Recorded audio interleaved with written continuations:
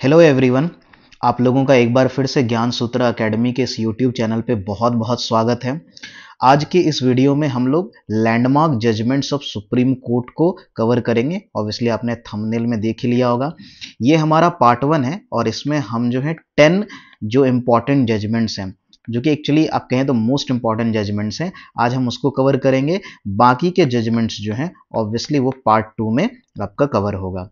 अच्छा, मैंने थंबनेल पे ये लिखा है कि ये वीडियो बिगिनर्स के लिए नहीं है, बिकॉज द रीज़न इज़ कि इसमें बहुत सारी चीज़ें ऐसी आने वाली हैं जो अगर आपने पॉलिटी नहीं पढ़ा है पहले तो आपको समझने में बहुत कठिनाई होगी। अगर आप बिगिनर हैं कोई बात नहीं, आप ज़रूर वीडियो को देखिए, आपको कुछ चीज़ें तो समझ में आ जाएंगी, कुछ क्लैरिटी ज़रूर हो जाएगा, बट स्टिल आपको पॉलिटी का बेसिक नॉलेज होना चाहिए, तभी आप इस पूरे जो वीडियो को पूरा जो कंटेंट है वो आपके समझ में आएगा। खैर आगे बढ़ते हैं और वीडियो को शुरू करते हैं। हमारा जो पहला जजमेंट है हम लोग सीधा उस पर जंप करते हैं।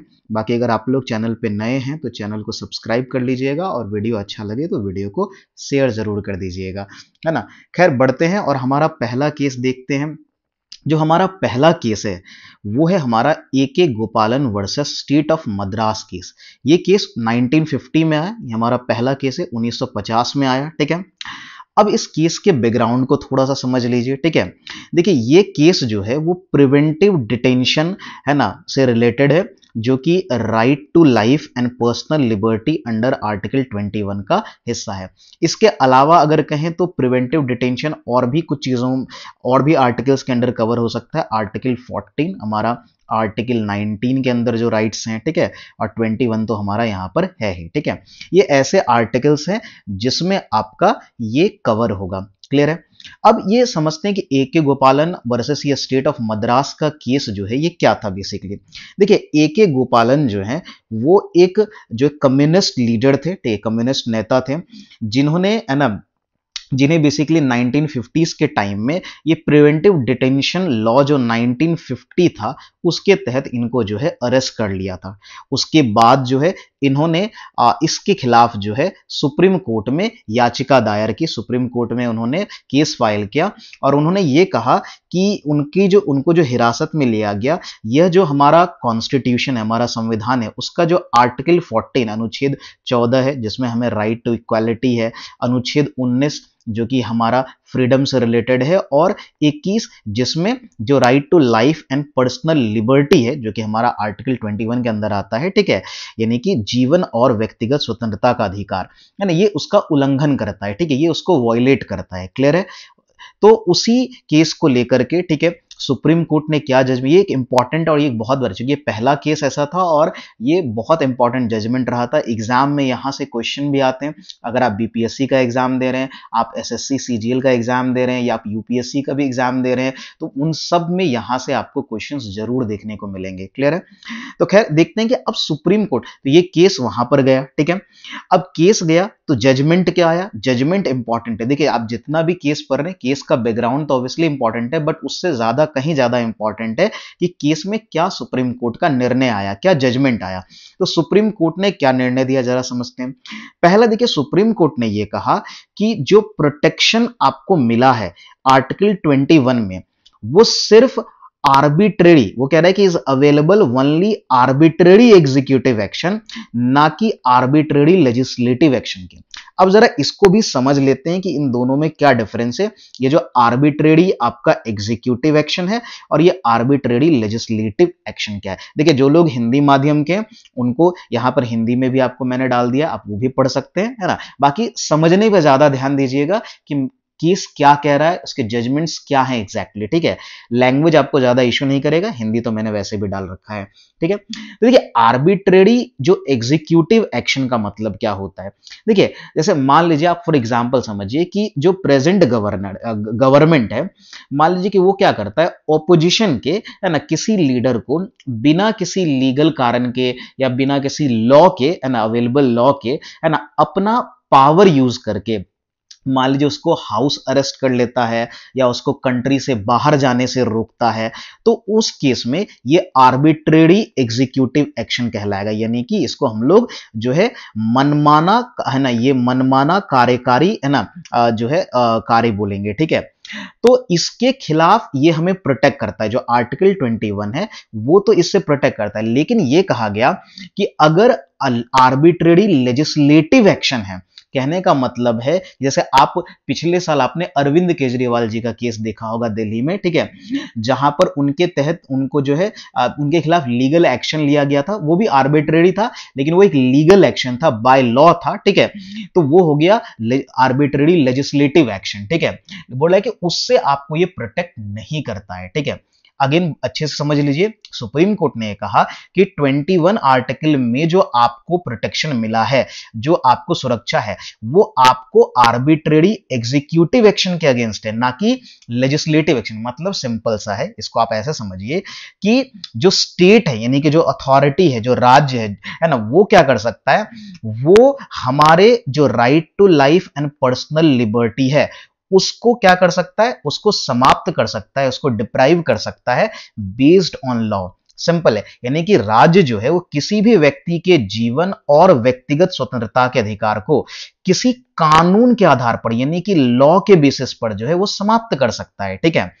और सुप्रीम कोर्ट ने इसको और इलैबोरेट किया, वहां पर उन्होंने क्या कहा, और उन्होंने इसको कहा कि अगर डिटेंशन यानी कि जो अरेस्ट है, जो डिटेन किया उनको, अगर डिटेंशन क्या है, प्रोसीजर स्टेब्लिश्ड बाय लॉ के अकॉर्डिंग है, एज पर प्रोसीजर स्टेब्लिश्ड बाय लॉ है, तो उसको फंडामेंटल राइट्स का वायलेशन नहीं माना जाएगा, ठीक है। ये इंपॉर्टेंट है कि जो ये इस केस का सबसे इंपॉर्टेंट यही बात था कि ये कहा गया कि अगर detention procedure established by law के अकॉर्डिंग होता है तो ये फंडामेंटल राइट्स का वायलेशन नहीं माना जाएगा। और सुप्रीम कोर्ट ने जो ए.के. गोपालन थे उनकी याचिका को इस बेसिस पर खारिज कर दिया, यानी कि उन्होंने बेसिकली जो प्रिवेंटिव डिटेंशन था ना, जो उनका डिटेंशन है उसको उन्होंने है ना सही ठहरा दिया, उनको सही ठहराया। बात समझ में आ रही है, यानी कि ये बेसिकली उन्होंने गवर्नमेंट को इसमें सपोर्ट किया, ठीक है, सुप्रीम कोर्ट के जजमेंट ने।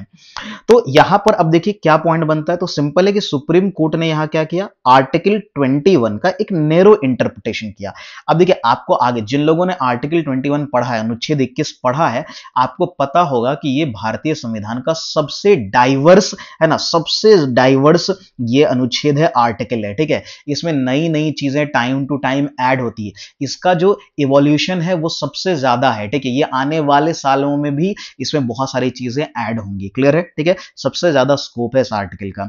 तो उस समय सुप्रीम कोर्ट ने ए.के. गोपालन है ना वर्सेस जो स्टेट ऑफ मद्रास 1950 ईयर याद रखिएगा और जजमेंट याद रखिए, तो उसमें इन्होंने क्या किया, आपको नैरो इंटरप्रिटेशन किया, ठीक है। क्या किया, नैरो इंटरप्रिटेशन किया। ये आपसे डायरेक्ट पूछ लेगा कि कौन से केस में सुप्रीम कोर्ट ने राइट है अंडर आर्टिकल 21 यानी कि right to life and liberty, ठीक है, उसका नैरो इंटरप्रिटेशन किया था, ठीक है, संकीर्ण व्याख्या की थी। क्लियर हो रहा है। तो यहां से और एक चीज है, और एक चीज स्टेटमेंट जो आपको याद रखना है, सुप्रीम कोर्ट ने और क्या कहा, सुप्रीम कोर्ट ने यह कहा कि जो पर्सनल लिबर्टी का मतलब जो है, ठीक है, liberty relating to person body है ना, पर्सन और बॉडी ऑफ द इंडिविजुअल, मतलब इसका सिंपल सा ये मतलब है कि उन्होंने कहा कि जो पर्सनल लिबर्टी मेंशन है वहां पर, उसका मतलब जो है वो शरीर से संबंधित, या फिर आप सिंपल सा कहें तो शारीरिक स्वतंत्रता से रिलेटेड है ना, किसी इंडिविजुअल की बॉडी से रिलेटेड फ्रीडम है ना। ये बात समझ में आ रही है, ये कोई आपको एक तरह का कहिए कि लॉ के अंदर आपको फ्रीडम नहीं दिया गया है, ठीक है, ये एक तरह का शारीरिक स्वतंत्रता है। ये भी आपसे लाइन डायरेक्ट पूछ लिया जाएगा सॉरी एग्जाम में कि कौन से केस में जो सुप्रीम कोर्ट ने यह कहा था कि पर्सनल लिबर्टी जो है वो शारीरिक स्वतंत्रता यानी कि किसी पर्सन के बॉडी या उसके इंडिविजुअल एंड राइट से रिलेटेड लिबर्टी है। क्लियर है, बात समझ में आ रही है। आगे बढ़े, तो ये था हमारा पूरा ए.के. गोपालन versus State of Madras case, ठीक है। इस केस को याद रखिएगा। अब क्या क्या एग्जाम पॉइंट ऑफ व्यू से, मैंने जैसे कहा इस का नाम, केस का पहले तो केस का देखिए जो नेम है, केस का जो ईयर है, और केस का जो भी है ना इसका जजमेंट आया, ठीक है, जो जजमेंट आया, ठीक है, जजमेंट के अंदर क्या क्या स्टेटमेंट्स दिए गए सुप्रीम कोर्ट के द्वारा, वो आपको याद होने चाहिए। ये स्टेटमेंट ही डायरेक्ट एग्जाम में पूछा। जिन लोगों ने अभी एसएससी सीजीएल का जो मेंस दिया होगा तो दोनों ही शिफ्ट में जजमेंट से डायरेक्ट क्वेश्चन पूछे गए हैं, ठीक है। क्लियर है, आगे बढ़ते हैं और अगला हमारा केस देखते हैं। अब हमारा अगला केस, ये केस जो है एसएससी सीजीएल अभी जो मेंस एग्जाम हुआ उसमें आया था, और यूपीएससी और बीपीएससी जो एग्जाम है तो अक्सर ही यहां से क्वेश्चन बनता है। तो हमारा अगला केस है चंपकम दोराई राजन बनाम स्टेट ऑफ मद्रास केस। ठीक है, अब ये केस भी बहुत इंपॉर्टेंट केस है। ठीक है, इसको भी अच्छे से समझिए। यहां पर वैसे मैंने जो 10 केस लिए सारे ही आपके लिए इंपॉर्टेंट है एग्जाम पॉइंट ऑफ व्यू से। बाकी जो हमारा कॉन्स्टिट्यूशन है और जो सुप्रीम कोर्ट है, ठीक है, यानी कि जो हमारा जो जुडिशियल बॉडी उसके बीच के कनेक्शन को आप समझ पाएंगे इन केसेस के थ्रू। ठीक है, केस का बैकग्राउंड क्या है पहले ये समझ लेते हैं। देखिए बात है कि मद्रास गवर्नमेंट ने 1948 ने 1948 में क्या किया, एक है ना कम्युनल जनरल ऑर्डर, बेसिकली एक ऑर्डर पास किया। ऑर्डर पास क्यों किया, तो उन्होंने जो बेसिकली जो एजुकेशनल इंस्टीट्यूशन है, कहने का मतलब जो शैक्षणिक संस्थान है, वहां पर कास्ट और रिलीजन के बेसिस पर सीट को रिजर्व किया। अब ध्यान में यह रखना है कि इस समय तक, ये केस है 1951 का, इस समय तक एजुकेशनल इंस्टीट्यूशन में रिजर्वेशन की फैसिलिटी नहीं थी। अब तो है लेकिन ये उस समय नहीं थी। तो ये जो है मद्रास गवर्नमेंट ने ये इंट्रोड्यूस किया, है ना। और मद्रास गवर्नमेंट ने इसको इंट्रोड्यूस करने का एक बेसिस दिया। क्या दिया, अगर आप देखिए, मैं क्यों कह रहा था कि ये बिगिनर्स के लिए नहीं है, ठीक है, इसलिए क्योंकि अगर आपको आर्टिकल्स नहीं पता है, आपने आर्टिकल्स नहीं पढ़े हैं, तो आप यहां पर फंस जाएंगे। ठीक है, देखिए आर्टिकल जो 46 जो कि हमारा डीपीएसपी का पार्ट है ना, जो डीपीएसपी है हमारा उसका पार्ट है। ठीक है, directive principle of state policy. तो वहां पर जो है राज्य को कुछ ड्यूटीज दी गई हैं, स्टेट्स को कुछ ड्यूटी दी गई है, और उसमें से एक आर्टिकल 46 के अंदर क्या ड्यूटी है, ड्यूटी ये है कि जो शेड्यूल कास्ट हैं, जो शेड्यूल ट्राइब्स हैं और जो वीकर सेक्शंस हैं, ठीक है, उनके एजुकेशन और इकोनॉमिक इंटरेस्ट को प्रमोट करेगी, ये स्टेट की ड्यूटी है। तो मद्रास गवर्नमेंट ने इसी का हवाला देते हुए, है ना, इसी को मेंशन करते हुए, इसी को जस्टिफाई करते हुए, ठीक है, ये एक्ट बेसिकली पास किया था। ठीक है, मतलब ये ऑर्डर पास किया। ठीक है, ये ऑर्डर पुराना था बट इसको बाद में वो लेकर के आए, है ना, एक्शन में लेकर के आए। ठीक है, तो अब हुआ क्या, तो इन्होंने जो शैक्षणिक संस्थान है, जो कि आपका एजुकेशनल इंस्टीट्यूशन है, वहां पर सीट रिजर्व कर दिया कास्ट और रिलीजन के बेसिस पे। ठीक है, अब इसी को लेकर के, ठीक है, चंपकम दोराई राजन जो कि एक महिला है, ठीक, मद्रास से थी, ठीक है, उन्होंने इसको मद्रास हाई कोर्ट में चैलेंज किया। ठीक है, मद्रास हाई कोर्ट में चैलेंज किया, और इन्होंने जो चैलेंज किया वो किस बेसिस पे, उन्होंने आर्ग्यू किया, ठीक है, कि ये जो प्रोविजन है, यानी कि ये जो ऑर्डर है, वो आर्टिकल 14 जो कि हमें राइट टू इक्वालिटी यानी कि समानता का अधिकार देता है, ठीक है, ये उसका उल्लंघन करता है। ठीक है, इस बेसिस पे उन्होंने पहले तो उन्होंने मद्रास हाई कोर्ट में याचिका दायर की, बाद में ये केस जो है वो सुप्रीम कोर्ट के पास गया। ठीक है, और एक्चुअल डिसीजन सुप्रीम कोर्ट का जो मेन डिसीजन आया। अब जानते हैं कि सुप्रीम कोर्ट ने, तो केस ये था कि आर्टिकल 14 के तहत चंपकम दोराई राजन जो है उन्होंने, है ना, याचिका दायर की, केस फाइल किया उन्होंने। ठीक है, अब देखते हैं कि क्या जजमेंट आया, निर्णय क्या आया। देखिए सुप्रीम कोर्ट ने, ठीक है, ये रूल किया, है ना, रूल दैट कि ऑर्डर वायलेटेड, है ना, violated fundamental rights under article 14। उन्होंने, सुप्रीम कोर्ट ने बेसिकली ये कहा कि ये जो ऑर्डर पास हुआ है, ये जो मद्रास गवर्नमेंट ने जो ऑर्डर पास किया है, वो फंडामेंटल राइट्स का उल्लंघन करता है, जो कि अंडर आर्टिकल, है ना, 14 और साथ में अंडर आर्टिकल 15 का 1 है। ठीक है, 15 की अगर बात करें तो इसमें अभी वर्तमान में 6 क्लॉज हैं। ठीक है, कितने क्लॉज हैं, 6 क्लॉजेज हैं। ठीक है, और इसमें से ये 1 की बात हो रही है। तो देखिए 1 बेसिकली क्या, आपने पढ़ा भी होगा, आर्टिकल 15 तो सबने पढ़ा है। ठीक है, तो उसमें ये है कि जो रिलीजन, रेस, कास्ट, सेक्स और प्लेस ऑफ बर्थ के ग्राउंड पे किसी भी तरह का डिस्क्रिमिनेशन जो है वो प्रोहिबिटेड है। ठीक है, वो, है ना, वो बेसिकली, है ना, ये जो है ये निषेध है, ये कानून के अगेंस्ट है ना, लॉज के अगेंस्ट है। और 14 तो आप जानते ही हैं, राइट टू इक्वालिटी, समानता का अधिकार की बात करता है। ठीक है, तो कोर्ट ने ये कहा कि ये जो ऑर्डर मद्रास गवर्नमेंट ने पास किया है, वो फंडामेंटल राइट्स अंडर आर्टिकल 14 और फंडामेंटल राइट्स अंडर आर्टिकल 15(1) इन दोनों को ही, है ना, इन दोनों का ही उल्लंघन करता है, वायलेट करता है। ठीक है, क्लियर हो रहा है। तो कोर्ट ने ये रूल दिया, यानी कहने का मतलब है कि कोर्ट ने चंपकम दोराई राजन के एक तरह से कहिए तो समर्थन में ये जजमेंट दिया। लेकिन इसमें कुछ चीजें और हैं जो आपको समझना जरूरी है। अब देखिए हुआ क्या आगे। अब ये तो मैंने पहले ही बता दिया कि इस समय तक क्या था, रिजर्वेशन जो है सिर्फ पब्लिक एम्प्लॉयमेंट के अंदर है ना, जॉब्स के अंदर जो है, यानी आर्टिकल 16(4) जो है सिर्फ जॉब्स के अंदर था, यानी कि रिजर्वेशन था लेकिन वो जॉब के अंदर था। एजुकेशनल इंस्टीट्यूशन में जो है अभी उस समय तक 1951 की बात हो रही है, केस उस समय का है, ठीक है। तो उस समय जो शैक्षणिक संस्थान है एजुकेशनल इंस्टीट्यूशन में, उनमें किसी भी तरह का रिजर्वेशन नहीं था, ठीक है।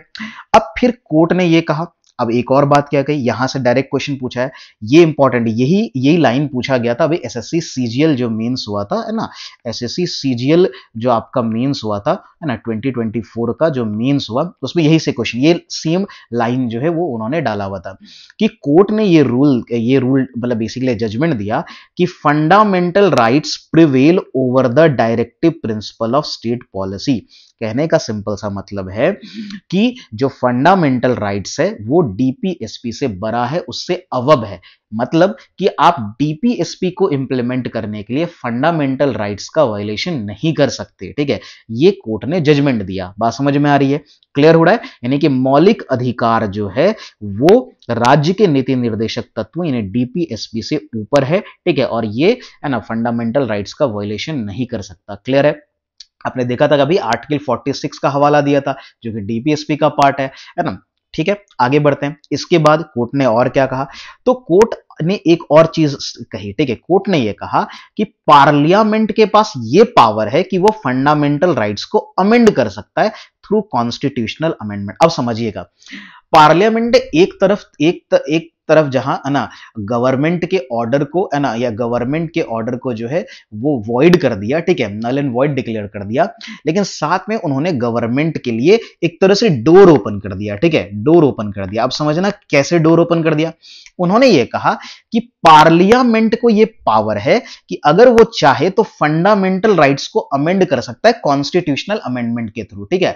आप फंडामेंटल राइट्स को अमेंड कर दीजिए तो ये जो झगड़ा है, ये जो प्रॉब्लम है, ये होगा ही नहीं। अगर कहने का मतलब है अगर आपको रिजर्वेशन देना है तो आप दीजिए, लेकिन यानी एजुकेशनल इंस्टीट्यूशन में आपको रिजर्वेशन देना है तो दीजिए, बस आप क्या करिए फंडामेंटल राइट्स को ही चेंज कर दीजिए, ठीक है, फंडामेंटल राइट्स के अंदर चेंजेस कर दीजिए, ठीक है। और ये हुआ भी। अब देखिए इसका इंपैक्ट का, पार्लियामेंट ने इसको एकदम सीरियस लिया और उन्होंने पहला अमेंडमेंट, अब यहां देखिए कितनी सारी चीजें रिलेटेबल आपको मिलेंगी। पहला कॉन्स्टिट्यूशनल अमेंडमेंट एक्ट आ गया 1951 में, और यही हुआ। इसमें क्या किया गया, आर्टिकल 15 यानी 15(4) ऐड कर दिया गया। और आपको पता है 15(4) क्या करता है, वो एक स्पेशल प्रोविजन की बात करता है, किसमें, वही एजुकेशनल इंस्टीट्यूशन के अंदर, ठीक है। यानी कि बेसिकली ये रिजर्वेशन की बात करता है। अब जरा यहां देखिए कि जो आपका एसईबीसी है, socially and educationally backward classes हैं, है ना, जो शेड्यूल कास्ट है, शेड्यूल ट्राइब हैं, ठीक है, इन सबको क्या मिलेगा, रिजर्वेशन मिलेगा इन एजुकेशनल इंस्टीट्यूशन, इन सबको शैक्षणिक संस्थान में आरक्षण देने की। तो पहला अमेंडमेंट इससे रिलेटेड है, तो आपको यह भी याद रखना है, ये फर्स्ट अमेंडमेंट जो है, फर्स्ट कॉन्स्टिट्यूशनल अमेंडमेंट, ठीक है, ये आपको याद रखना है। ये किस केस के बाद हुआ, ठीक है, और इसमें क्या हुआ, तो इन सब लोगों को एजुकेशनल इंस्टीट्यूशन में जो है वो रिजर्वेशन मिल गया, ठीक है, क्लियर हो रहा है। तो ये था हमारा दूसरा केस जो कि चंपकम दुराईराजन है ना केस था, क्लियर है। अब आते हैं हमारा तीसरा केस, और ये इंपॉर्टेंट है, ये दूसरे से रिलेटेड है, क्योंकि इस केस में देखिए क्या हुआ। अब हमारा तीसरा केस जो है उसका नाम है शंकरी प्रसाद वर्सेस, ये है Shankari Prasad versus Union of India case, ठीक है। और ये भी 1951 का केस है। अगेन ईयर याद रखिएगा, केस का नाम, उसका ईयर और उसका जो जजमेंट है वो इंपॉर्टेंट है। आप सारे इन सब का पीडीएफ आपको इंग्लिश हिंदी दोनों में ही, ये पीडीएफ आपको हमारे टेलीग्राम पे मिल जाएगा। जो चैनल का नाम है ज्ञान सूत्रा एकेडमी के नाम से ही ये टेलीग्राम है, डिस्क्रिप्शन में लिंक मिल जाएगा। आप लोग टेलीग्राम जरूर ज्वाइन करिए, सारे पीडीएफ आपको वहां पे मिल जाएंगे, क्लियर है। अब देखिए इस केस का क्या बैकग्राउंड है, तो बैकग्राउंड पीछे वाले केस से रिलेटेड है। इस केस में क्या हुआ, जो अभी अमेंडमेंट हुआ था, जो फर्स्ट कॉन्स्टिट्यूशनल अमेंडमेंट हुआ, उसकी जो वैलिडिटी है ना, उसको, उसकी वैधता को चुनौती दे दी गई, उसकी वैलिडिटी को यहां पर चैलेंज किया गया इस जजमेंट के अंदर, ठीक है। और वो किसने किया, तो ये शंकरी प्रसाद जो है इन्होंने किया, ठीक है। उन्होंने इस जजमेंट को चैलेंज किया कि भाई ये जजमेंट जो है, चैलेंज का बेसिस क्या था, सेम बेसिस कि ये फंडामेंटल राइट्स के अगेंस्ट हो गया, ठीक है। ये जजमेंट जो है मतलब ये जो अमेंडमेंट है वो फंडामेंटल राइट्स को फिर जो है अगेन वो उसका उल्लंघन करता है, ठीक है। तो ये तो कहीं से भी है ना एक्सेप्टेबल नहीं है। फिर अब सुप्रीम कोर्ट ने क्या कहा, तो अब फिर अगेन जजमेंट इंपॉर्टेंट है, सुप्रीम कोर्ट ने क्या कहा समझिएगा। ये बहुत बहुत जरूरी शंकरी प्रसाद, क्योंकि ये है ना आगे के केसेस का बैकग्राउंड है, ठीक है, तो इसको अच्छे समझिए। सुप्रीम कोर्ट ने सिंपल सा कहा कि पार्लियामेंट के पास जो है आर्टिकल 368 के अंदर, आपको पता है 368 के अंदर अमेंडमेंट का पावर है ना, यानी कि संविधान संशोधन का अधिकार है, ठीक है। और उन्होंने कहा कि पार्लियामेंट को under article 368 of the constitution है ना जो है वो अमेंडमेंट, यानी कि जो कॉन्स्टिट्यूशनल अमेंडमेंट का अधिकार है उसमें फंडामेंटल राइट्स भी आता है। मतलब बहुत सिंपल है कि पार्लियामेंट कोर्ट ने यह कहा कि 360 के तहत, आर्टिकल 360 के अंडर, ठीक है, पार्लियामेंट जो है वो फंडामेंटल राइट्स को, यानी हमारे मौलिक अधिकार को भी संशोधित कर सकती है, उसको भी अमेंड कर सकती है, उसमें भी बदलाव कर सकती है। क्लियर है ना, ये कहा। और साथ में यहां पर एक चीज देखिए, ये लाइन फिर अगेन याद रखिएगा, इंपॉर्टेंट है। तो पार्लियामेंट, तब उन्होंने क्या कहा, मतलब बेसिकली क्या कहा, पार्लियामेंट कैन अब्रिज और take away any of the fundamental rights, ठीक है, कि वो कोई भी फंडामेंटल राइट्स है उसको क्या कर सकता है, सीमित कर सकता है या समाप्त कर सकता है बाय इनेक्टिंग कॉन्स्टिट्यूशनल अमेंडमेंट, ठीक है, कि संविधान संशोधन के द्वारा जो है वो मौलिक अधिकार को, ये समझिएगा, यानी संसद जो है वो किसी भी मौलिक अधिकार को सीमित या समाप्त कर सकती है ना, किसके थ्रू, संविधान संशोधन अधिनियम के समय। और साथ में कहा कि और ऐसे लॉ जो है ना आर्टिकल 13 के तहत वॉइड नहीं, अमान्य नहीं होगा। क्लियर है, समझ में आ रहा है। यानी कि इस केस में सीधा सीधा कहिए कि सुप्रीम कोर्ट ने पार्लियामेंट का साइड लिया, ठीक है, शंकरी प्रसाद की जो याचिका है उसको खारिज करते हुए कहा कि पार्लियामेंट, संसद को यह अधिकार है कि वो है ना जो है फंडामेंटल राइट्स यानी मौलिक अधिकार को संशोधित कर सकता है, उसको सीमित कर सकता है, उसको समाप्त कर सकता है। बात समझ में आ रही, क्लियर है। अब यहां एक और चीज देखिए, और इसी जजमेंट को, सेम जजमेंट को जो है आगे भी जाकर के, ये अब देखिए एक केस आया था Sajjan Singh versus State of Rajasthan 1965 में आया, ठीक है, यहां पर भी उन्होंने जो है इस जजमेंट को रीअफर्म किया, यानी कि सेम ही बात कही उन्होंने। बेसिकली जो सज्जन सिंह बनाम केस आया था वो 17th अमेंडमेंट को लेकर के आया था, ठीक है, उसकी वैलिडिटी को चैलेंज किया था। और फिर सुप्रीम कोर्ट ने सेम ही चीज कहा कि अगेन पार्लियामेंट के पास ये पावर है कि भाई वो क्या कर सकता है, तो हमारे मौलिक अधिकारों को चेंज कर सकता है, ठीक है, उसको सीमित कर सकता है, लिमिट कर सकता है, उसको है ना टेक अवे कर सकता है, उसको समाप्त कर सकता है। क्लियर है, ठीक है। लेकिन अब जाइएंगे इसके अगले केस, आगे जो केस आएगा उसमें आप देखेंगे कि ये जजमेंट्स जो है वो रिवर्स हो जाते हैं। तो आपको ये केस ध्यान में रखना है ना। तो ये था हमारा शंकरी प्रसाद, ठीक है, केस 1951। अब चलिए आगे के केसेस को देखते हैं। अब हमारा अगला केस क्या है, इस बीच में एक केस आया था 1960 में, ठीक है, ये उससे रिलेटेड नहीं है ना, ये अलग केस है, ये बेरूबाड़ी केस है, इसको भी जान लेते हैं, ठीक है। अभी जो ये केस मैंने जस्ट पहले जो शंकरी प्रसाद केस पढ़ा है, अभी आगे जो केस पढ़ेंगे यानी केस नंबर जो 5 पढ़ेंगे हम लोग, वो इसी से रिलेटेबल होगा, ठीक है, इसी से रिलेटेड है, तो आप इसको ध्यान में रखेंगे। फिलहाल Berubari versus Union of India case को जरा समझ लेते हैं। अब इसका बैकग्राउंड क्या है, देखिए बेरूबाड़ी जो है इसमें दो चीजें थी, एक तो प्रियम्बल को लेकर के था, है ना, मतलब इस केस में जो है ये था टेरिटोरियल चेंजेस, कॉन्स्टिट्यूशनल अमेंडमेंट और प्रियम्बल, इन तीन टॉपिक्स को लेकर के ये केस था, ठीक है। अब जरा देखिएगा, और ये भी इंपॉर्टेंट है, एग्जाम में डायरेक्ट क्वेश्चन बनता है, ठीक है, चाहे आप, मैंने कहा अगर आप एसएससी की तैयारी कर रहे हो, आप अगर है ना बीपीएससी की तैयारी कर रहे हो और आप यूपीएससी की तैयारी कर रहे हैं, इनमें से आप किसी की भी तैयारी कर रहे हैं, ये केसेस आपके लिए बहुत इंपॉर्टेंट है, यहां से आपको एग्जाम में क्वेश्चन देखने को मिलेगा ही, ठीक है। अब देखिए, तो बेरूबाड़ी बेसिकली केस क्या हुआ, तो एक तो टेरिटोरियल चेंज से रिलेटेड है, यानी कि क्षेत्रीय परिवर्तन से, आपको हिंदी भी यहां पर दिया हुआ है, ठीक है, संविधान संशोधन अमेंडमेंट से रिलेटेड, और प्रियम्बल जो हमारा प्रस्तावना है उससे रिलेटेड है। अब ये क्या हुआ ये जरा देखिए, पहले बेरूबाड़ी समझते क्या है। तो देखिए बेरूबाड़ी बेसिकली वेस्ट बंगाल का एक पार्ट है, ठीक है, पार्ट था जो कि एक डिस्प्यूटेड लैंड है बिटवीन इंडिया एंड पाकिस्तान था, ठीक है। तो बेसिकली क्या है, बेरूबाड़ी जो एक डिस्प्यूटेड लैंड था इंडिया एंड पाकिस्तान के बीच में। अब सॉरी, अब हुआ क्या कि इसको मतलब ये जो लैंड डिस्प्यूट है इसको रिजॉल्व करने के लिए हमारे प्राइम मिनिस्टर नेहरू और नून के साथ जो बेसिकली एक नेहरू नून नाम से एक जो है अग्रीमेंट हुआ, ठीक है। और इस अग्रीमेंट के तहत जो है इस डिस्प्यूट को रिजॉल्व करने की कोशिश की, झगड़े को खत्म करने की कोशिश की गई, ठीक है। लेकिन अब हुआ क्या कि ये मामला जो सुप्रीम कोर्ट के पास गया।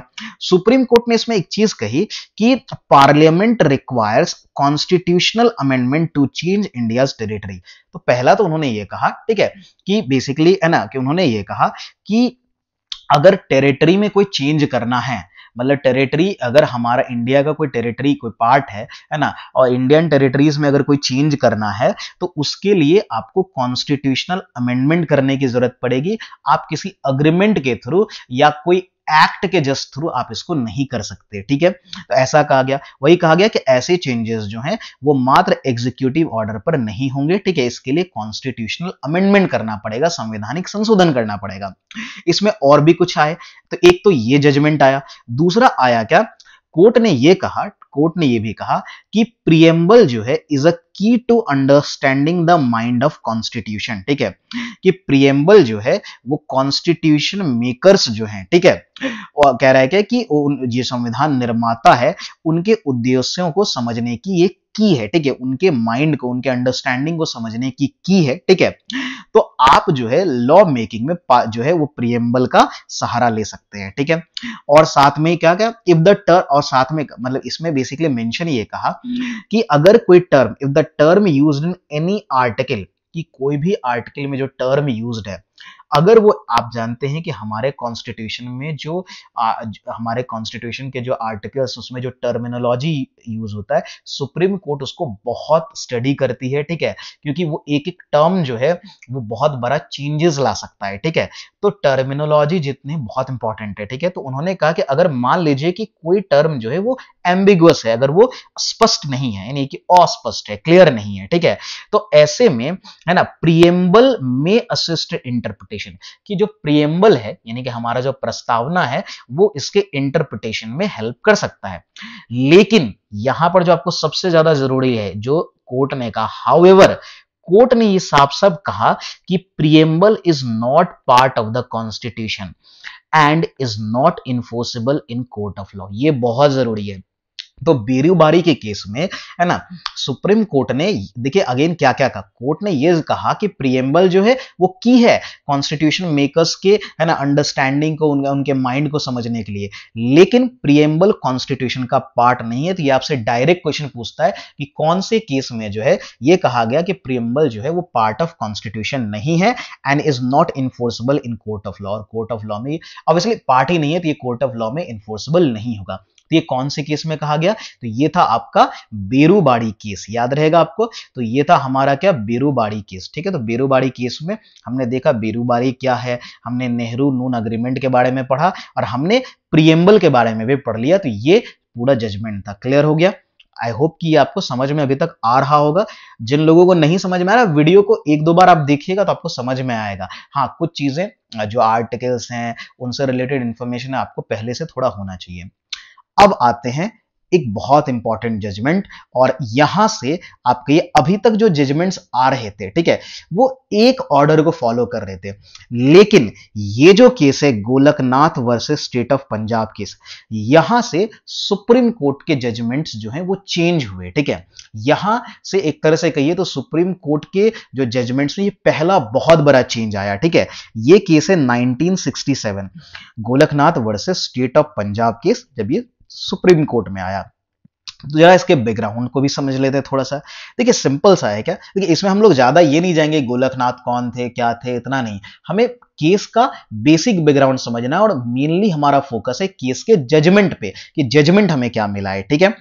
अब केस का बैकग्राउंड जरा देखिए तो बेसिकली हुआ क्या कि इस केस में Supreme Court reverse its earlier judgment, जो कि शंकरी प्रसाद और सज्जन सिंह ने भी कहा था ना कि ये याद करिए, अभी जो हमने पीछे पढ़ा शंकरी प्रसाद के केस में और सज्जन सिंह के केस में, जहां पर सुप्रीम कोर्ट ने क्या कहा था कि पार्लियामेंट जो है वो मौलिक अधिकार यानी फंडामेंटल राइट्स को अब्रेज कर सकती है, उसको टेक मतलब उसको सीमित कर सकती है, उसको समाप्त कर सकती है, ठीक है, ये कहा था। और यहां पर आकर के उसने इसको क्या किया, इसको रिवर्स कर दिया। गोलकनाथ वर्सेस जो आपका स्टेट ऑफ पंजाब केस में उस जजमेंट को ही रिवर्स कर दिया पूरी तरीके से। और क्या कहा, जरा देखिए जजमेंट में, बहुत इंपॉर्टेंट है। सुप्रीम कोर्ट ने यह कहा कि भैया parliament can not take away or abridge any of fundamental. यहां पर साफ डिनाई कर गया, सुप्रीम कोर्ट पलट गया, ठीक है, वो है ना, उन्होंने जजमेंट को वापस है ना बेसिकली चेंज कर दिया। क्या कहा कि पार्लियामेंट जो है फंडामेंटल राइट्स को ना तो समाप्त कर सकती है और ना ही सीमित कर सकती है, दोनों में से कुछ कर ही नहीं सकती, ठीक है। और साथ में और क्या कहा, और ये कहा कि उन्होंने कहा कि fundamental rights can not be amended for implementation of DPSP, कि डीपीएसपी को लागू करने के लिए, directive principle of state policy को लागू करने के लिए फंडामेंटल राइट्स को आप अमेंड नहीं कर सकते, ठीक है। बात समझ में आ रही है, क्लियर हो रहा है, तो ये ध्यान में रखना है, ये कहा है ना गोलकनाथ के केस में। अब देखिए जब ये गोलकनाथ के केस में ऐसा जजमेंट आया, ये जजमेंट आया, ठीक है, आपको पता होगा इस समय तक इंदिरा गांधी जो है वो प्राइम मिनिस्टर बन चुकी थी। और इंदिरा गांधी, आपको पता है कि जब तक इंदिरा गांधी रही पावर में, उनका सुप्रीम कोर्ट से खैर कभी ज्यादा है ना मेल नहीं खाया। सुप्रीम कोर्ट और इंदिरा गांधी गवर्नमेंट के बीच हमेशा एक, वैसे तो जो आपका गवर्नमेंट है, ठीक है, यानी कि जो एग्जीक्यूटिव्स हैं, ठीक है, और लेजिस्लेचर है, उनका जो जुडिशियरी है उससे कहीं ना कहीं थोड़ा मनमुटाव रहता ही है, क्योंकि जुडिशियरी हमेशा उन दोनों को रोक टोक करते रहती है, ठीक है। तो अब देखिए क्या हुआ, तो जब ये जजमेंट आया तो संसद की प्रतिक्रिया, पार्लियामेंट का रिएक्शन क्या रहा, यानी इंदिरा गांधी गवर्नमेंट का बेसिकली कहिए क्या रिएक्शन रहा। इंदिरा गांधी को यह पसंद नहीं आया, यह हजम नहीं हुआ, क्योंकि ऑब्वियसली गवर्नमेंट हमेशा चाहती कि उनके पास ज्यादा से ज्यादा पावर रहे। जब फंडामेंटल राइट्स पर को वो चेंज नहीं कर सकते, ना उसको सीमित कर सकते, तो ऐसे में गवर्नमेंट के पास से बहुत सारा पावर खत्म हो जाता है। तो उस पावर को एक तरह से फिर से मतलब ये कि लागू करने के लिए देखिए इन्होंने क्या किया, तो in response to the Supreme Court judgment, है ना, क्या हुआ, Golaknath case, parliament enacted 24th amendment and 25th amendment. तो 1971 में ही 1971 में दो कॉन्स्टिट्यूशनल अमेंडमेंट कर दिया, ठीक है, दो संविधान संशोधन कर दिए। और जरा देखिए दोनों में उन्होंने क्या कहा, ठीक है, जो 24th अमेंडमेंट किया उसमें क्या कहा, उसमें ये इस अमेंडमेंट में ये डिक्लेयर कर दिया कि parliament has power to abridge और take away any of fundamental rights, ठीक है, by enacting constitutional amendment act. मतलब सिंपल सा उन्होंने इस संशोधन में एक पार्लियामेंट ने ये कहा कि जो कॉन्स्टिट्यूशनल अमेंडमेंट है उसकी, यानी संविधान संशोधन के थ्रू संसद जो है वो क्या, पार्लियामेंट जो है वो क्या कर सकती है, मौलिक अधिकारों को सीमित और समाप्त कर सकती है, या उनके पास ये, यानी पार्लियामेंट के पास ये पावर है। यानी कि देखिए सुप्रीम कोर्ट ने जो जजमेंट दिया उसके जस्ट रिवर्स में इन्होंने अमेंडमेंट करके, ठीक है, अमेंडमेंट करके ये पावर जो है गवर्नमेंट में या पार्लियामेंट के अंदर एक तरह से की है कि फिर से स्टेब्लिश किया, ठीक है। 24th अमेंडमेंट क्या कर रहा है जरा देखिए, और साथ में उन्होंने क्या किया, एक आर्टिकल, देखिए ये सब अमेंडमेंट भी आपका यहां पर कवर हो रहा है। आपने अगर पढ़ा होगा तो अच्छी बात है, वरना नहीं पढ़ा इन अमेंडमेंट्स को डिटेल में तो यहां से वो सारे अमेंडमेंट्स भी आप देखते चलिए। तो देखिए 25th में कहा आर्टिकल 31C को ऐड किया गया, और इसमें दो प्रोविजंस थे। दो प्रोविजन क्या है, देखिए पहला उन्होंने क्या कहा कि no law that seeks to implement socialist directive principle specified in article 39B and C shall be void in the ground of contravention of fundamental rights conferred bye article 14, article 19 और article 31। अच्छे से समझिएगा इस बात को। देखिए अभी हमने देखा था कि सुप्रीम कोर्ट ने, है ना, जो है गोलकनाथ केस में, चूंकि अभी हम लोग उसी को पढ़ रहे हैं, तो इस केस में सुप्रीम कोर्ट ने देखिए क्या कहा, सुप्रीम कोर्ट ने साफ साफ पार्लियामेंट पर रोक लगा दी। उन्होंने कहा कि भाई आप फंडामेंटल राइट्स को ना तो अमेंड, मतलब उसको अमेंड कर ही नहीं सकते, यानी ना आप उसको सीमित कर सकते, ब्रेज कर सकते, ना आप उसको टेक अवे कर सकते, आप कुछ नहीं कर सकते। तो पार्लियामेंट ने कॉन्स्टिट्यूशनल अमेंडमेंट के थ्रू वो पावर फिर से रीइंस्टेट करने की कोशिश की, ठीक है। और साफ साफ ये कह दिया, ठीक है, हमने अभी 24 देखा, 25th में साफ साफ ये कहा कि अगर जो सोशलिस्ट डायरेक्टिव प्रिंसिपल है ना, जो सोशलिस्ट डायरेक्टिव प्रिंसिपल है, इसका मतलब ये हुआ कि जो समाजवादी, जो हिंदी में समझिए तो जो समाजवादी नीति है, ठीक है, नीति निर्देशक तत्व हैं, ठीक है, उनको लागू करने के लिए, ठीक है, जो कि 39B और 39C के अंदर आता है, अगर उसको लागू करने के लिए अगर मतलब पार्लियामेंट अगर उसको लागू करती है और वो फंडामेंटल राइट्स के अगेंस्ट भी होता है, तब भी इसको वॉइड डिक्लेयर नहीं किया जाएगा। कहने का सिंपल सा मतलब है तो अगर है ना कोई भी कानून जो अनुच्छेद 39(b)(c) के में अंदर आता है, ठीक है, उसको लागू करता है और उससे कहीं अनुच्छेद 14, ठीक है, 14, 19 या 31 के मौलिक अधिकारों का उल्लंघन होता भी है, तब भी ये अमान्य नहीं होगा। बात समझ में आ रही है? तो ये चीज कहा गया, एक तो ये कहा गया, और दूसरा क्या कहा इन्होंने, दूसरा ये कहा कि कोई भी law, no law containing a declaration for giving effect to such a policy shall be question in any court on the ground that it does not give effect to such a policy. देखिए इन्होंने court के भी part को कहीं ना कहीं खत्म करने की कोशिश की एक तरह से, कि ये तो आपने कोर्ट पर भी एक तरह से रेस्ट्रिक्शन ही लगा दिए। ये साफ सा कहा कि अगर ऐसा जो पीछे कहा गया कि जिस तरह जो 39(b) और (c) के लिए अगर लॉज बनाए जाते, पार्लियामेंट लॉ बनाती उनको इंप्लीमेंट करने के लिए, तो ऐसे नीति को, ऐसे लॉज को प्रभावी बनाने की घोषणा अगर की गई हो तो उसे न्यायालय में चुनौती नहीं दे सकते, उसको कोर्ट में, है ना, जो है उसको कोर्ट के में कोर्ट के अंदर जो है, ठीक है, उसको क्वेश्चन नहीं किया जा सकता, उसको चुनौती नहीं दे सकती। तो एक तरह से सुप्रीम कोर्ट के रोल को भी एक तरह से इन्होंने क्या कर दिया, खत्म कर दिया इस अमेंडमेंट के थ्रू, ठीक है। बट ये अमेंडमेंट, ये जो चीजें हैं, ये प्रोविजंस ज्यादा दिन नहीं टिका, ये प्रोविजंस चेंज हुआ अगेन। ऑब्वियसली सुप्रीम कोर्ट भी, कोर्ट वो भी अपना काम कर रही है, तो उन्होंने भी, है ना, जो पार्लियामेंट, जो गवर्नमेंट है, जो गवर्नमेंट के पावर को लिमिट करने का, वो भी नया नया रास्ता ढूंढते रहती है। और ये काम हुआ, ठीक है, किसमें, तो ये इंडियन हिस्ट्री का सबसे बड़ा केस है, ठीक है, और ये सबसे ज्यादा इंपॉर्टेंट भी है, और ये है आपका Keshavananda Bharati versus State of Kerala 1973 का केस। ये केस आपने कई बार एग्जाम में आपने देखा ही होगा। नो, अगर आपने पीवाईक्यूज पढ़े हैं, किसी भी एग्जाम के पीवाई का जहां जीके पूछता है, तो ये क्वेश्चन आया, ये टॉपिक आया ही आया होगा। और ये बहुत बड़ा जजमेंट था। बेसिकली कहें तो जो इंडियन जो सुप्रीम कोर्ट है, जो हमारा सुप्रीम कोर्ट है, उसका one of the largest bench, 13 जजेस बेंच जो है इसमें बैठा था, ठीक है, जिन्होंने इसको 7:6 से ये जजमेंट दिया था। वैसे आगे इसमें मेंशन भी होगा, ठीक है।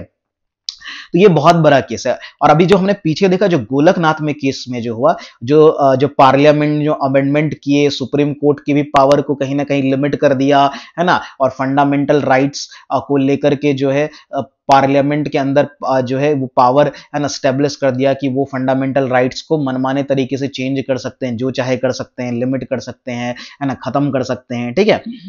तो कोर्ट ने भी फिर रास्ता निकाला। कोर्ट ने, देखिए इस केस में क्या, पहले ये केस समझते हैं। देखिए ये केस फाइल किया था केशवानंद भारती। ये है कौन, ठीक है, तो ये एक, है ना, ये सीनियर पॉन्टिफ, है ना, बेसिकली जो एक मठ था, है ना, एडनीर मठ, ठीक है, कट केरला में, एडनीर मठ केरला में था, ठीक है, जो कि एक हिंदू मठ था, ठीक है। और इसके जो हेड थे, मठ के प्रमुख और वरिष्ठ संत थे, है ना, केशवानंद भारती। बेसिकली केस क्या है, इसको थोड़ा आप समझ लीजिए तो आपको आसानी होगी इसको।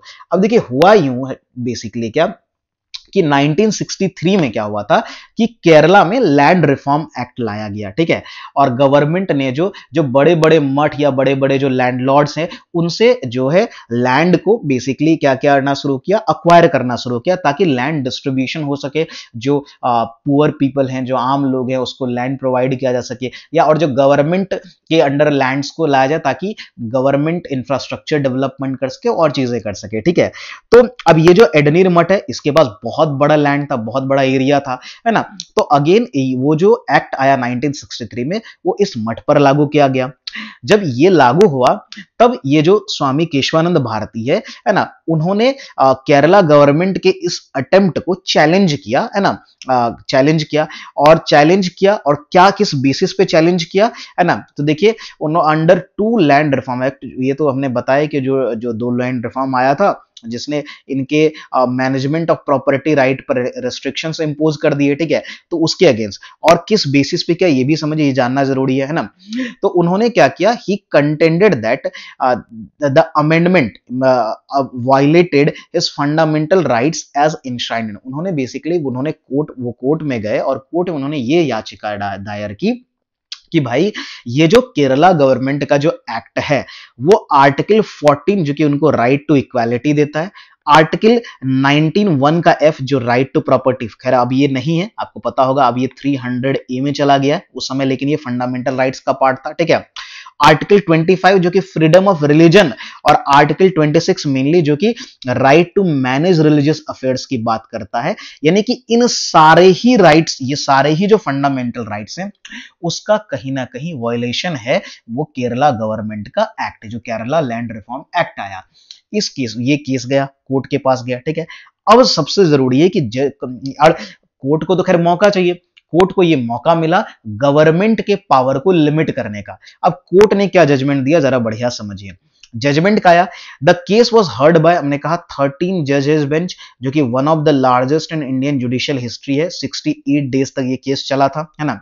और इसमें देखिए बहुत नैरो मार्जिन से ये जजमेंट आया था, 7:6 का, यानी 13 में से 7 लोग इसके पक्ष में थे, ठीक है, और 6 लोग जो है ना इसके विरोध में थे, ठीक है। बेसिकली देखिए इसमें क्या हुआ, यहां पर एक बहुत बहुत बड़ा चेंज आया। बहुत बड़ा चेंज क्या आया, आपने शायद इसका सुना भी होगा, concept of basic structure doctrine, ये इंट्रोड्यूस हुआ। और ये संविधान हमारे अभी तक के जो केसेस हैं ये सबसे बड़ा डिसीजन था। तो बेसिकली कोर्ट ने क्या किया, एक concept of basic structure doctrine introduce, क्या है अभी समझ जाएंगे आप इसमें, ठीक है।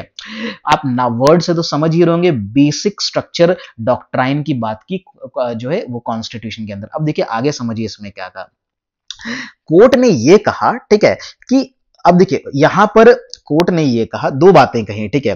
देखिए एक तो क्या हुआ, जो केशवानंद है, ठीक है, ये जजमेंट केशवानंद भारती के पक्ष में नहीं गया, ये एक तरह से गया गवर्नमेंट के पक्ष में, लेकिन गवर्नमेंट पर भी लिमिटेशंस जो हैं वो है ना लगाए गए। देखिए कोर्ट ने कहा कि पार्लियामेंट के पास अथॉरिटी है क्या करने का, कॉन्स्टिट्यूशन को अमेंड करने का, लेकिन यहां जो पहले और यहां पर उन्होंने रेस्ट्रिक्शन क्या लगाया कि लेकिन ये पावर एब्सोल्यूट नहीं है। अब देखिए फिर कोर्ट ने गोलकनाथ में जो उन्होंने कोर्ट ने जो कहा उसको फिर उन्होंने पलटा।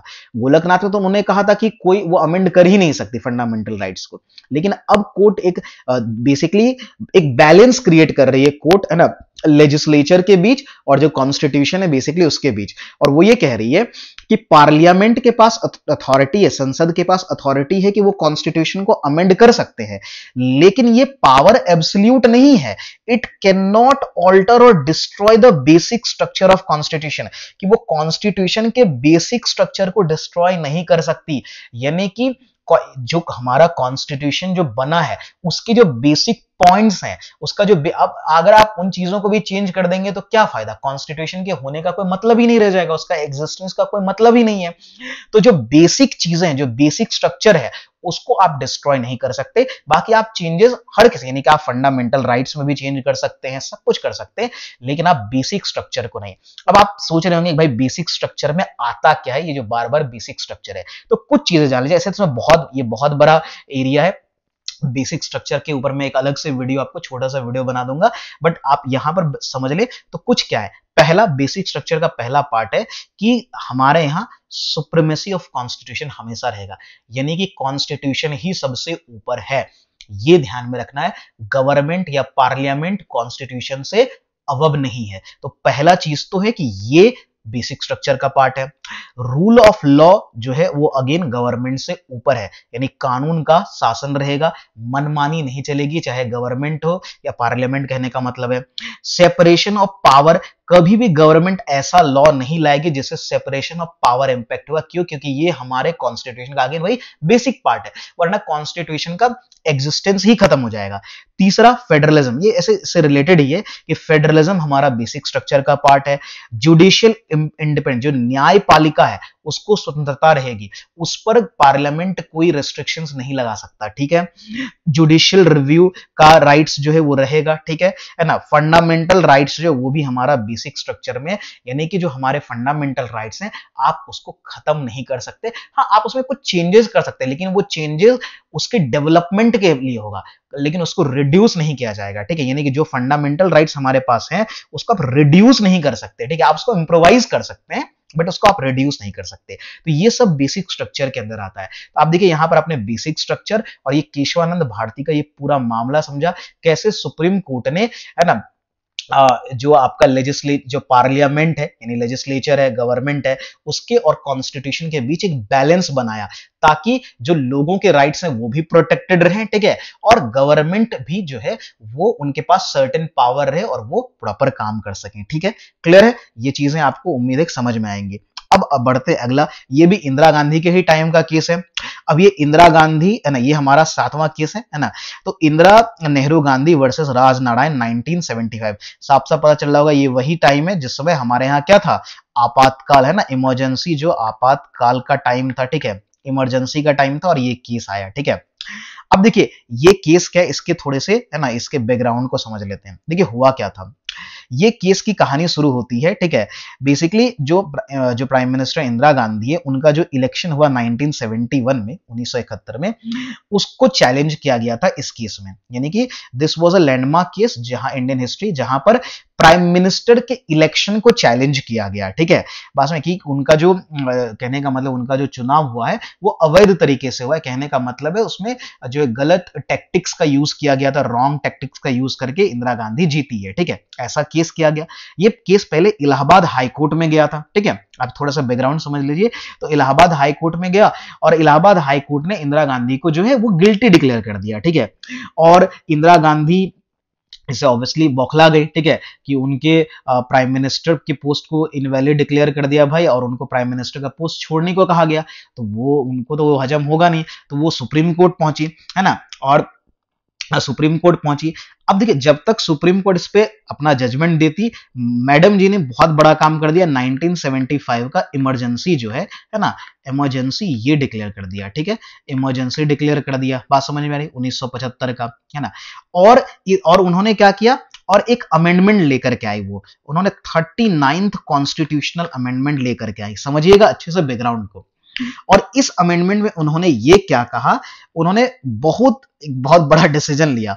उन्होंने ये कहा कि जो पार्लियामेंट, जो कोर्ट है, ठीक है, या फिर जो पब्लिक है, जो कोर्ट है, कोर्ट बेसिकली यहां पर कहा गया कि जो कोर्ट है वो प्राइम मिनिस्टर और स्पीकर ऑफ लोकसभा, इनके जो इलेक्शन से रिलेटेड डिस्प्यूट है उस पर कोई भी डिसीजन नहीं लेगी। कहने का मतलब है कि उन्होंने supreme court, basically supreme court पर एक रेस्ट्रिक्शंस डाल दिया, है ना, कि भाई प्राइम मिनिस्टर का जो इलेक्शन होगा और जो लोकसभा स्पीकर का जो इलेक्शन है, इससे रिलेटेड जो केस है वो किसी भी कोर्ट ऑफ लॉ में नहीं जस्टिशिएबल होगा, वहां ये उसको चुनौती नहीं दी जाती, ताकि उस पर कोई क्वेश्चन नहीं, मतलब उनके जो प्राइम मिनिस्टर के इलेक्शन पर जो क्वेश्चन था उसको उन्होंने पूरी तरीके से खारिज कर दिया इस अमेंडमेंट के थ्रू। लेकिन जब ये केस कोर्ट के पास पहुंचा, सुप्रीम कोर्ट के पास जब ये केस गया, तो कोर्ट ने उनके इस अमेंडमेंट को, है ना, इनवैलिड डिक्लेयर कर दिया। तो ये लिखा हुआ है, देखिए जजमेंट क्या आया, तो सुप्रीम कोर्ट ने, है ना, इनवैलिड डिक्लेयर किया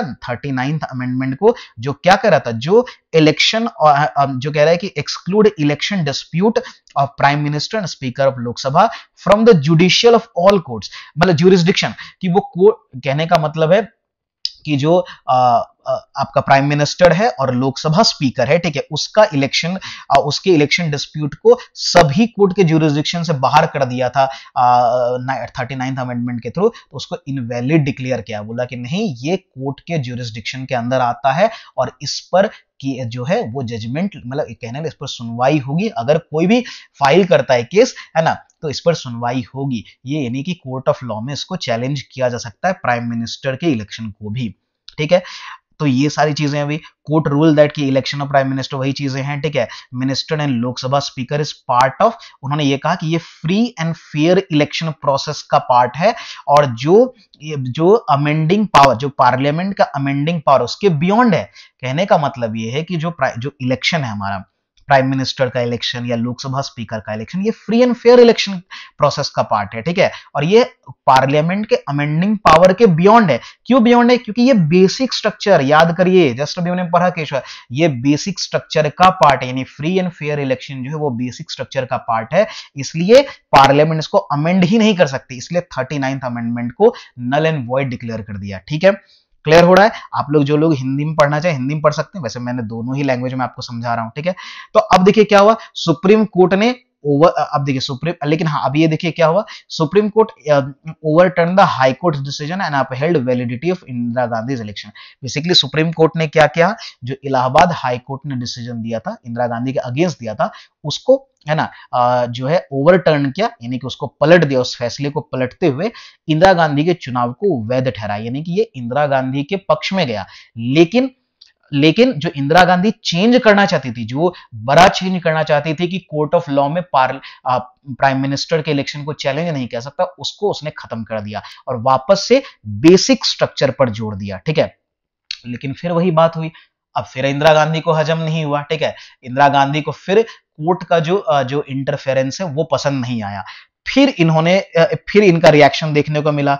इंदिरा गांधी ने फिर एक बहुत बड़ा डिसीजन लिया और वो लिया 42वां 42nd अमेंडमेंट एक्ट 1976, और इन्होंने फिर एक बड़ा चेंज किया। फिर उन्होंने क्या कहा, ठीक है, अब जरा देखिए, तो इसमें इन्होंने क्या कहा कि उन्होंने आर्टिकल 368 को ही मॉडिफाई कर दिया। ठीक है, और इन्होंने ये कहा कि पार्लियामेंट का जो कॉन्स्टिट्यूएंट पावर है उस पर कोई लिमिटेशन नहीं है, यानी कि संसद की जो संविधान संशोधन की शक्ति है उस पर कोई रेस्ट्रिक्शन नहीं है, कोई प्रतिबंध, यानी वो कुछ भी अमेंड कर सकती है ना, यानी बेसिक स्ट्रक्चर वाला कुछ है नहीं। बेसिकली जो इस अमेंडमेंट के थ्रू जो है वो बेसिक स्ट्रक्चर के कॉन्सेप्ट को ही खत्म करने का प्लान था। ठीक है, इसको ही एकदम खत्म करने का प्लान था इंदिरा गांधी का।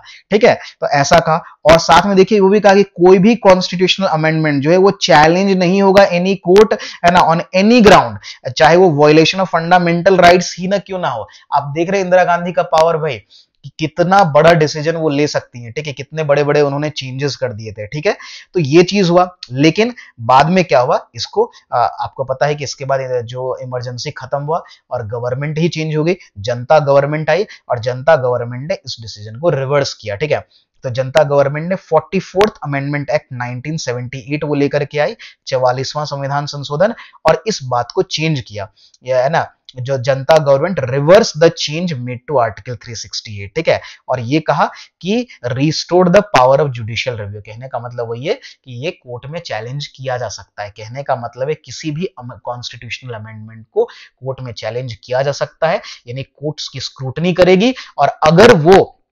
कॉन्स्टिट्यूशन के बेसिक स्ट्रक्चर से मैच नहीं करता तो उसको वो नल एंड वॉइड भी डिक्लेयर कर सकती है। तो ये था हमारा इंदिरा गांधी वर्सेस राजनारायण केस, बहुत बहुत इंपॉर्टेंट 1975 का केस।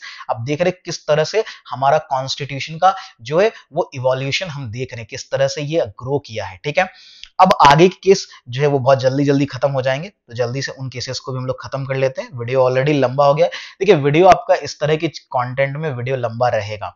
अब आता है Maneka Gandhi versus Union of India, 1978 का केस है। अब ये याद करिए, जो आपका पहला केस था ना, जो फर्स्ट केस हमने पढ़ा था, ठीक है, ए गोपालन, जो आर्टिकल 21 से रिलेटेड है, ये केस भी उसी से रिलेटेड, बट वहां पर याद करिए कि जो वहां नैरो है ना इंटरप्रिटेशन हुआ था इस आर्टिकल का, है ना, आपको पता है कि नैरो इंटरप्रिटेशन हुआ था आर्टिकल 21 का। ठीक है, आर्टिकल 21 का, तो अब यहां पर उसको एक तरह से कहिए तो एक्सपैंड किया गया, उसके इंटरप्रिटेशन को, है ना, बेसिकली और बढ़ाया गया। तो हुआ क्या था, जरा इंदिरा गांधी का, सॉरी, मेनका गांधी का ये केस समझ लेते हैं क्या था। तो हुआ क्या, 1977 में मेनका गांधी जो एक जर्नलिस्ट थे एट दैट टाइम, है ना, उनके पासपोर्ट को कॉन्फिस्केट कर लिया गया, यानी जब्त कर लिया गया, है ना, रीजनल पासपोर्ट ऑफिसर्स के द्वारा दिल्ली में। ठीक है, जब मेनका गांधी ने, है ना, इसका रीजन पूछा, तो जो एक्सप्लेनेशन नहीं, जो मिनिस्ट्री ऑफ एक्सटर्नल अफेयर्स है उन्होंने, है ना, एक्सप्लेनेशन प्रोवाइड नहीं किया। ठीक है, कोई एक्सप्लेनेशन नहीं दिया, कोई स्पष्टीकरण नहीं दिया गया। तो ऐसे में मेनका गांधी ने एक रिट पिटीशन अंडर आर्टिकल 32, याद होगा आपको, हमारा जो आर्टिकल 32 है उसके तहत जो है आप रिट, है ना, पिटीशन कर सकते हैं, कहां, सुप्रीम कोर्ट के अंदर। ठीक है, फंडामेंटल राइट्स का अगर वायलेशन होता है तो। ठीक है, तो वो वही गई, उन्होंने कहा कि उनका जो पासपोर्ट उनका जो ये सीज कर लिया गया, ये उनके फंडामेंटल राइट्स को वायलेट करता है अंडर आर्टिकल 21 वाला। साथ में नॉट जस्ट 21, आर्टिकल जो 14 है, राइट टू इक्वालिटी, उसको भी ये कहीं ना कहीं, और freedom of speech and expression वाला, और इसके अंदर और भी, चूंकि आपको पता है 19 के अंदर और भी 19 1 2 19 जो ABCD करके F तक है। ठीक है, 19 1 के अंदर, है ना, तो उन जो राइट्स को है ना, जो फ्री टू मूव करने का भी है ना, वो भी कहीं ना कहीं उसका भी ये उल्लंघन करता है। और आर्टिकल 21 जो कि right to life and personal liberty है, इस पर तो क्वेश्चन करता ही करता है, ये जो पासपोर्ट उनका सीज किया गया। ठीक है, तो इस जो पॉइंट को लेकर के जो है वो सुप्रीम कोर्ट पहुंचे। ठीक है, और जब वो सुप्रीम कोर्ट गई तो ऑब्वियसली कोर्ट ने जजमेंट दिया, लेकिन इस बार कोर्ट ने जजमेंट में चेंजेस किए। जो पहला केस था उसको अब थोड़ा कहीं ना कहीं चेंज किया। अब देखिए क्या कहा, क्योंकि इस बीच में बहुत सारे चेंजेस आ गए, आपने पीछे देखा ही है ना। तो Supreme Court expanded the meaning of right to life, है ना, और उन्होंने ये कहा कि जो जजमेंट सिग्निफिकेंटली चेंज्ड। अब ये क्वेश्चन आपसे पूछेगा कि कौन से जजमेंट में जो आर्टिकल 21 का जो इंटरप्रिटेशन किया गया, वो कहा कि जो प्रोसीजर स्टेब्लिश्ड बाय लॉ है और ड्यू प्रोसेस ऑफ लॉ है, ये दोनों सिमिलर है। देखिए ड्यू प्रोसेस ऑफ लॉ जो है वो यूएसए का है। ठीक है, बात समझ में आ रही है? जो ड्यू प्रोसेस लॉ है हमारा, है ना, ड्यू प्रोसेस ऑफ लॉ, ये यूएसए से, सॉरी, है ना, ये हमारा क्या है, ये यूएसए से लिया गया है। क्लियर है? ये कहां से लिया गया हमारा, तो ये यूएसए से लिया गया है। क्लियर है? ठीक है, तो ड्यू प्रोसेस ऑफ लॉ के कॉन्सेप्ट को जो है यहां पर, है ना, कहा कि ये हमारा जो प्रोसीजर स्टेब्लिश्ड बाय लॉ है, ठीक है, ये उससे, है ना, मिलता जुलता है, इक्वेट करता है। और यहां पर बेसिकली जो ये 21 है, यानी right to life and liberty है, उसके जो है कॉन्सेप्ट को कहीं ना कहीं वो इलैबोरेट किया गया। क्लियर है? ठीक है, तो ये ध्यान रखिएगा, ये जजमेंट रहा। आगे बढ़ते हैं। अच्छा, इस जजमेंट में देखिए क्या कहा कि this introduce the concept of due process of law. ठीक है, और इसने, है ना, जो ड्यू प्रोसेस ऑफ लॉ है उसको इंट्रोड्यूस किया गया। मैंने कहा जो यूएसए में चलता है। ठीक है, स्ट्रेंथनिंग द प्रोटेक्शन। और ड्यू प्रोसेस लॉ के अंदर बेसिकली ये होता है क्या कि जो आपका आर्टिकल 21 वो पर्सनल लिबर्टी वाला है, कहीं ना कहीं उसको ज्यादा प्रोटेक्शन मिलता है। ठीक है, तो ये सारी चीजें हुई, यही चीजें यहां पर मेंशन हुई है। कुछ बातें सुप्रीम कोर्ट ने और कहीं, ये जरा ध्यान पढ़ लीजिएगा कि no person shall be deprived of his life और पर्सनल लिबर्टी, है ना, except according to a fair, just and reasonable procedure established by a valid norm. इसका मतलब सिंपल सा है कि कोई भी व्यक्ति जो है, कोई भी पर्सन जो है, उसके लाइफ या पर्सनल लिबर्टी को लेकर से उसको डिप्राइव नहीं किया जा सकता, यानी उसके जीवन या व्यक्तिगत स्वतंत्रता से उसे वंचित नहीं किया जाता, सिवाय कि अगर उसको लेकर के कोई उचित, कोई जो है रीजनेबल, है ना, प्रोसीजर हो, कोई, है ना, fair, just and reasonable procedure हमारे लॉ के अंदर स्टैब्लिश्ड हो, ये कहा। ठीक है, और इस केस ने क्या किया, तो वही प्रोटेक्शन मेड, है ना, this case made the protection of personal liberty under article 21 much stronger, इसको और ज्यादा स्ट्रॉन्ग बना दिया। क्लियर है? ठीक है, समझ में आ रहा है? अब बाकी अब जरा देखिए, तो ये वही चीज मैंने पहले ही मेंशन कर दिया कि इसने जो ए गोपालन 1950 वाला केस था, ठीक है, उसके जजमेंट्स को एक तरह से ओवर रूल किया। ठीक है ना, और जो आपका laws affecting life and liberty must be, कि वो जस्ट होना, फेयर एंड रीजनेबल होना चाहिए। बात समझ में आ रही है? ठीक है, क्लियर हो रहा है? चलिए आगे बढ़ते हैं, और अगले हम लोग जो है, हमारा जो है ये 19 Minerva mill versus Union of India. अब ये दो क्वेश्चन बहुत सिंपल हैं, जल्दी इसको समझ लेते हैं। देखिए Minerva mill versus Union of India जो है वो केस क्या है। ठीक है, आप यहां पे पढ़ भी सकते हैं कि सुप्रीम कोर्ट ने रिटरेट किया that parliament can amend any part of the constitution, लेकिन अगेन, है ना, but it can not alter basic structure. ठीक है, तो बेसिकली जो मिनर्वा मिल केस है, इसमें जो पुराने जजमेंट है ना, जो केशवानंद भारती केस में हमने देखा, ठीक है, जो बाद में हमने जो है इंदिरा गांधी और राजनारायण वाला केस देखा, वो, है ना, उसी चीज को रिटरेट किया, उसी चीज पर जोर डाला कि पार्लियामेंट जो है किसी भी पार्ट को अमेंड कर सकती है, लेकिन बेसिक स्ट्रक्चर को वो अमेंड नहीं कर सकती है। और फिर अगेन सेम ही बात का कि Indian constitution is based on balance between, कि इंडियन कॉन्स्टिट्यूशन जो भारतीय संविधान जो है वो फंडामेंटल राइट्स और DPSP, directive principle of state policy जो है, उसके बीच का एक बैलेंस पे, मतलब यह कह रहे कि उन दोनों के बैलेंस पर ये काम करती है, चलती है। ठीक है, क्लियर है? तो और साथ में any attempt to destroy this balance would violate the basic structure. ठीक है, और आज का हमारा लास्ट जो है वो है SR Bommai versus Union of India 1994 का केस। ठीक है, ये समझ लेते हैं जल्दी से, और ये हमारा आज का लास्ट केस है। इसमें क्या हुआ, तो इसमें सुप्रीम कोर्ट ने ये जजमेंट दिया, ठीक है, कि अगेन, ठीक है, कि कौन है इसमें बेसिकली जो फेडरल स्ट्रक्चर्स है, फेडरल नेचर या फेडरलिज्म जो है, पीछे भी हमने देखा था कि फेडरलिज्म जो है वो बेसिक स्ट्रक्चर का पार्ट है, और इसी चीज को कोर्ट ने वापस से रिटरेट किया कि जो फेडरल नेचर और जो फेडरलिज्म है वो हमारा पार्ट ऑफ बेसिक स्ट्रक्चर है, वो संघवाद जो है वो मूल संरचना का हिस्सा है, ठीक है।